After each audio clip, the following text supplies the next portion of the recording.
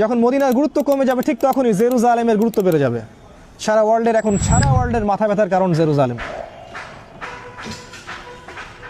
ঠিক তখনই শুরু হবে তার পরের কথা, যখন মদিনার গুরুত্ব কমে যাবে, জেরুজালেমের গুরুত্ব বেড়ে যাবে, ঠিক তখনই শুরু হবে মালহামা। এই হাদিসটা রাসূল তার সাহাবীকে বলছেন, তার নাম মুয়াজ ইবনে জাবাল।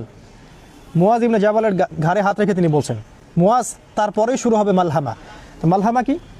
তিনি বলছেন, মালহামা হচ্ছে এমন যুদ্ধ যেটা মানব জাতি কখনো কল্পনাও করেনি।